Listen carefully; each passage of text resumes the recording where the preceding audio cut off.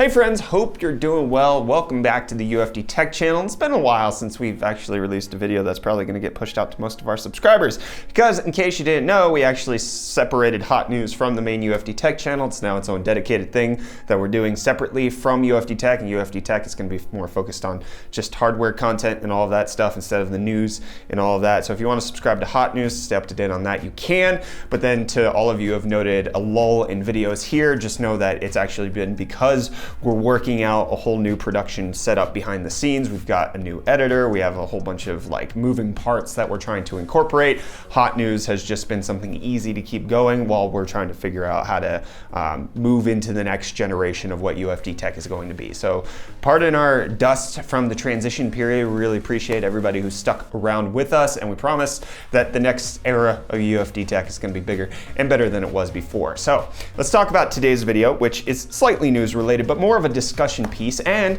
it's going to be sponsored by Ting, who has provided us with a voicemail line that you all can call in and voice your opinions, your thoughts, your comments, your concerns, and we can have some input from you. We did this previously about some Navi news, and a lot of you seem to think that you wanted to talk to us about it. So a few of you were excited. Hell yeah! A few of you were less than enthused. So yeah, my name is Takasha. What the hell is up with this RX 3090 XT?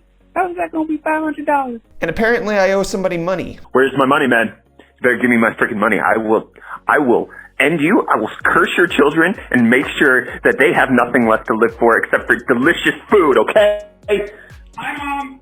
So fantastic, yes. So that's from our previous call-in show that we did on the Navi, not necessarily being exactly what we thought it was going to be. And today we're gonna be talking about the Ryzen Navi launch that's coming up at Computex in just a week. But let's talk about the ground rules for this sponsored spot. We've got Ting's voicemail, which is 1-833-UFD-3887, or 1-UFD-UFD-3887, or 1-833-833-3887.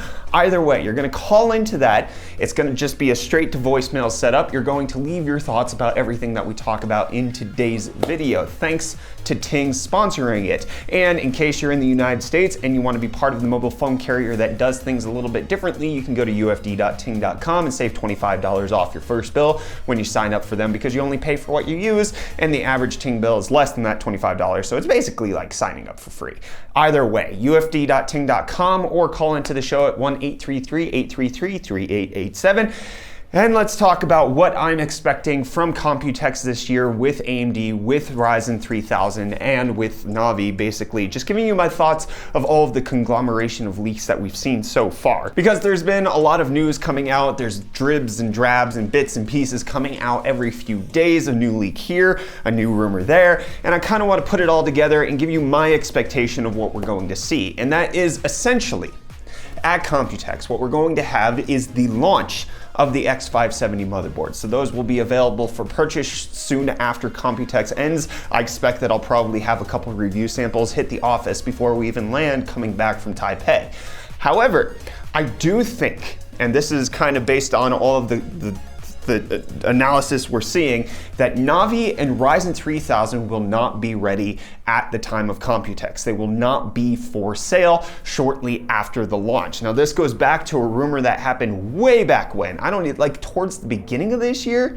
I don't even remember where this is in my mind. I just know this existed as something that somebody said at some point, which was that Ryzen 3000 is going to launch after the motherboards, which doesn't make a whole lot of sense, except for the fact that it looks like AMD hasn't been ready to launch the new 7nm generation of CPUs and GPUs, so they have to launch something at Computex, and that something seems to be X570 motherboards. I mean, they're being leaked out on the internet in their full glory by so many different vendors. You got MSI, you got BioStar, there was a Gigabyte, I believe there's an Asus leak. Either way, the main players that come with AMD motherboards have been put out on the internet of their X570 launch, and it appears that those are locked, stocked, and barreled, ready to go out to the general populace. However, if we compare the veracity and the depth of the motherboard leaks to what we're getting on the the CPU side, it doesn't appear that they line up co-equally, because there have been rumors that there is a 12-core and a 16-core chip. There's been benchmarks of the case.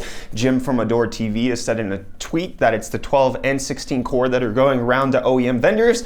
But what we don't have is any indication of what the thing's going to look like. We have no product images, we have no names, there's not been a whole lot of leaked stuff besides just database listings of products that have been tested on the internet accidentally, which is peculiar because if you consider the most recent AMD CPU leak that we had, which was the 50th anniversary edition of the 2700X, that was out on the internet 2 weeks before it was even announced. We had both the picture, we had the name, we had everything besides the actual physical specs, but we had a good indication of what AMD was going to launch, as well as the Navi GPU that was supposed to go alongside it. And as we're recording this today, which is less than a week away from AMD's keynote speech at Computex to unveil the whole thing May 27th at 10 a.m. Taipei time, which would have been 7 hours ago as of the time I'm recording, 11 a.m. South African Standard Time, there's been nothing. There has only been a couple of 3D Mark database leaks, a tweet from Tom Epicek talking about how the fact that it's just like we have the base and boost clock of something that was tested.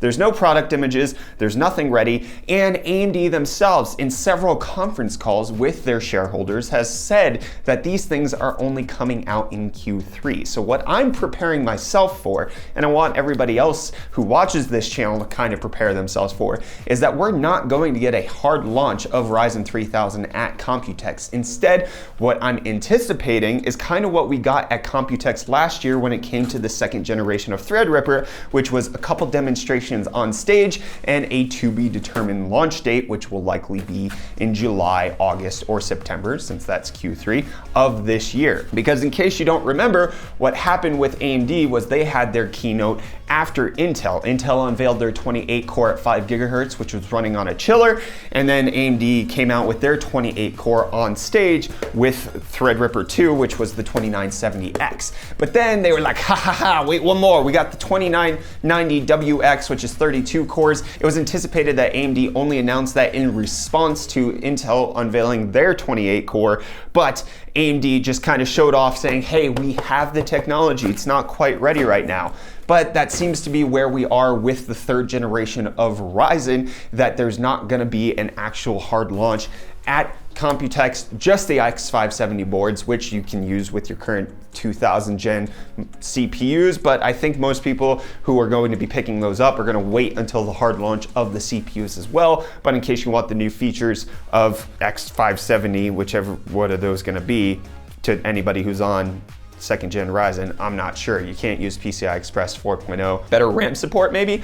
I don't know, but I would expect that Ryzen 2000 and X570 are going to live concurrently with one another for quite some time. And then that brings us to the GPU side of things. The RX 3090 XT or the RX 3070 XT, whatever we're gonna call the next generation of Navi GPUs, it does appear like those aren't ready as well. As I mentioned, there are no product images leaked, which we had well previous for the 50th anniversary of the Radeon 7. Obviously, there was the fact that the Radeon 7 came out unannounced at CES and nobody had any indication. There was some leak way back when somebody left the company saying that the Radeon 7 was his failed pet project, but nobody thought that that was going to be a reality. So it's possible that Navi and Ryzen 3000 are actually going to be unveiled and have a soon release date from Computex, but doesn't seem to be that, especially when we compare it to all the previous leaks that we've had of AMD stuff. And the Navi, one of the key things that has come out from AMD themselves is that it's going to be sold concurrently with the Radeon 7. They have a product roadmap that in Q3,